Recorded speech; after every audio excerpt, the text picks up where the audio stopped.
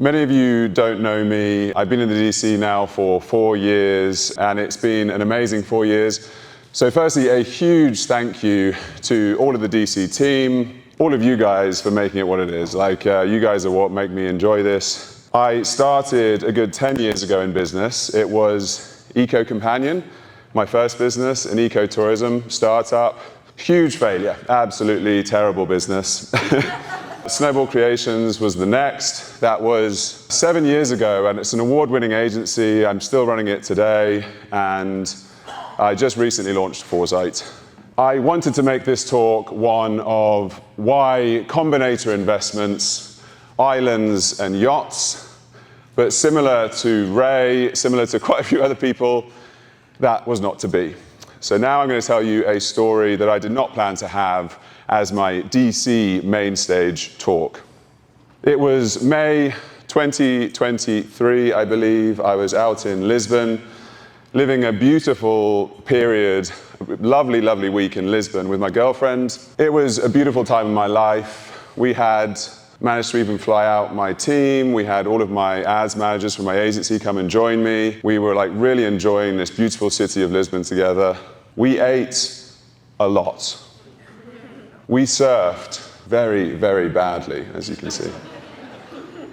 And we partied with lots of the DCers in this room. I'll give you a moment to spot the DCer, some of them in the front row, the DC London crew, always strong. We partied because we were celebrating, because we had had one of those growth trajectories that makes for a great DC main stage talk. I even remember thinking to myself, I want to have one of those growth trajectories that deserves a place for me to be stood right here today. It was after, I think it would have been Bangkok in particular, when I was watching people give talks. I think it was Jodie Cook, when I was watching her talk, and I was like, I want to do the things that Jodie and obviously some of the other people giving talks already have done, that means that I get to stand on this stage. And we were doing it. We had a really great base of kind of really happy smaller clients, and one huge kind of rock star brand, this skincare brand called, I won't say their name, I probably shouldn't for the story that's about to go ahead. But we had a revenue share deal with them, and we did really great results for them, so we were really rocketing up. I gave the entire graph here, by the way, because it's about 7 years of history. It says 6, but it's 7. And so you can see how much I was kind of flailing around for such a long time, and we finally had this spectacular growth. Don't woo yet, because it goes much worse. And then came this email. You don't really need to read it. You might, I don't know if you can or not. People told me to take the picture out of the lady, but I wanted you to have a kind of evil figurehead for the rest of the talk. My anchor client cancelled on us. This was the worst email I could possibly receive. This was about 55K MRR to 23K MRR overnight, in a flash. This is terrible. We had just gone from a team of 4 people to 8. We'd hired 2 new ads managers, 2 new supporting staff. So that's obviously 8 mouths to feed. That's 8 people looking to the company for an exciting future ahead. I want to pause actually before I go into this and have you all take a moment to think, what would that mean for your business? You obviously have heard other talks at this event. Pause and think, is this letting go of half of your team? Is this a huge pay cut? Moving back in with the parents, which is what I did with my first business? Or maybe it's just time to let that business go altogether. Before I move on, I'm going to give you a kind of bit of insight into how I actually got into this position in the first place, because I think it's helpful to understand the backstory. We actually got the introduction to the brand in the worst way possible, which was an automated LinkedIn outreach message. An absolutely huge American skincare brand, and somehow this ended up happening. And yeah, they pretty much had all but given up on paid advertising. They had about a 1.5 times return on ad spend from multiple different agencies, just completely gave up on it. We managed to convince them to give us about, I think it was 8K of ad spend and a 10% revenue share deal. With some really good, solid, foundational work, we got up to about a 6.1 times return on ad spend. So everything was great, rocketing up, raising that ad spend. And of course, with that, our fee jumped up, some really juicy fees. But the finance director was not so happy, the evil figurehead from the previous email that you saw. And ultimately, another agency got into the conversation and we got kicked to the curb. So what did I actually learn from this experience? Well, actually quite a lot, and I think the one nice thing is the difference to my story to some of the others is it wasn't actually that bad. It actually worked out very well, and I think there's reasons for that. So I'm going to try and distill those 3 things down in this talk, which I think would be helpful to many of you. Like, it's really amazing actually being at this conference, giving this talk, knowing that I'm going to give this talk, and the amount of conversations I had with people who are going through extremely hard times. And so how can we prepare for these moments so that all of you can survive those moments and continue on with your businesses? So what would you do? Maybe just work a lot harder, lose sleep, get a therapist is obviously the real answer, or change tact. So I did the latter. And the first way I did that was from one of my all-time favorite books. I'm sure many of you have read this book already because it's one of the best there is. It's called The Hard Thing About Hard Things by Ben Horowitz. He kind of paints the hard side of business. And one of my favorite concepts from this book is the peacetime versus the wartime CEO. So peacetime CEOs, think of like Google is the really obvious simple one here. Google, like, huge margins, essentially a monopoly on their market. Everything's good. They can just make their team barely work, and it still seems to work out for them. And then the wartime CEO is where like shit is hitting the fan, everything's tough. We've got very small margins, high competition, etc. Think of like maybe Microsoft versus Apple back in the day when they were kind of battling to try and claim that market. Before I move on, I'd love to ask this because it's my favorite question.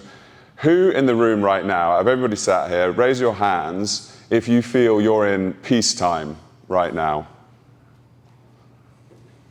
Nice. I think that's more than half, and I'm genuinely very happy for all of you. Well done. And then the even more fun question, who thinks they're in wartime right now? Yeah, much quicker to hand raise. Okay, more. That's the lesson. Snowball Creations had experienced a beautiful period of peace. We were, obviously making great revenue, everything was good. So I got to be peacetime hippie max. I got to give huge company bonuses, pay rises, hiring, fun, useless marketing that didn't really give a return. All of it was happening. It was great times. But all of this, of course, had to end. Now was time for war.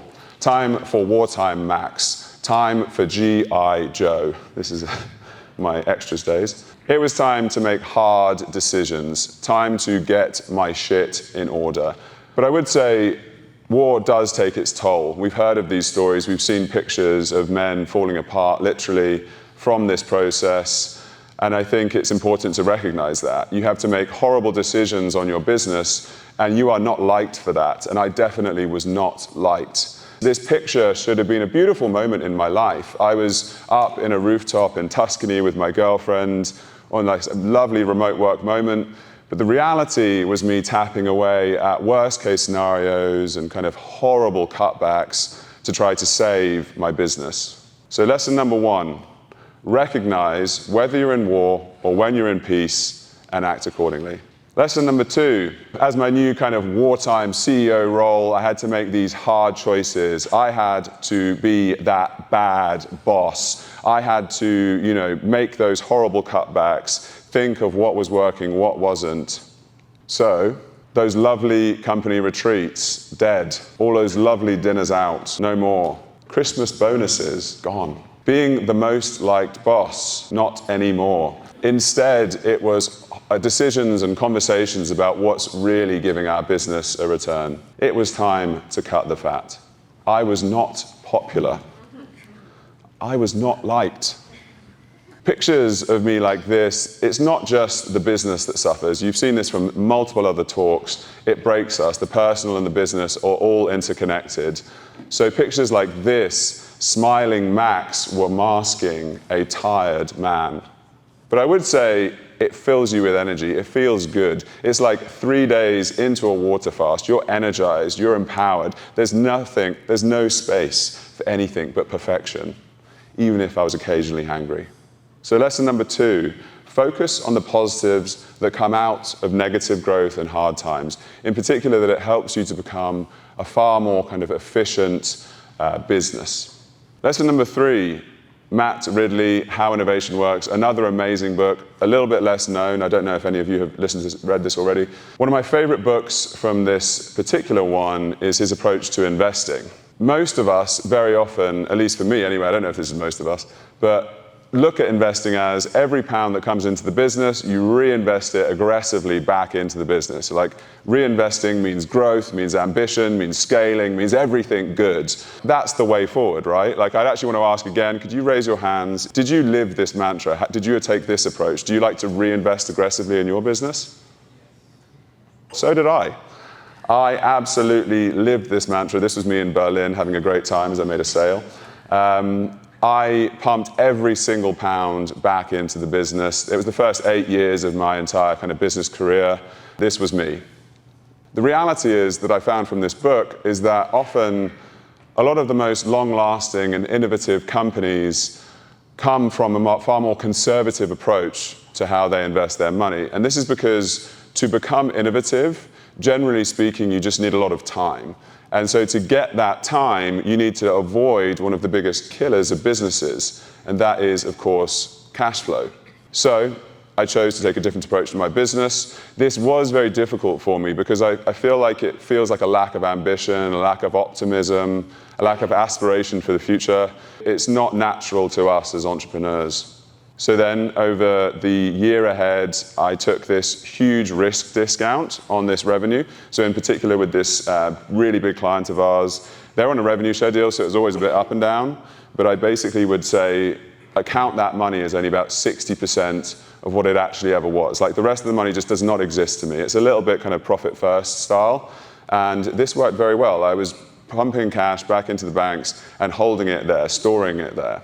Unbeknownst to me, 12 months later, this was the biggest factor to how I was able to save my business. Lesson number 3, cash flow and margins allow you to be both long-lasting and innovative. So how did it all end? I have a very happy ending overall, I'd say. The company now, I'm very proud to say, is seeing revenues climbing very nicely. We have far less risk in the business with just kind of one super client and all that kind of stuff. And ultimately, the wartime Max has put his rifle down. Peacetime Max has come out to say hello again with a few war scars. And my girlfriend and my team are much, much happier for it. So, to recap, lesson number 1, recognize when you're in war or when you're in peace and act accordingly. Lesson number 2, focus on the positives that come out of this negative growth and hard times. And lesson number 3, maintaining good cash flow and margins is extremely boring to say, but very, very important to maintaining and surviving as a business. So thank you very much. I want to say one final huge thank you to the DC community. Someone else actually said the exact words I was going to say, which was, you are my unpaid therapists and coaches.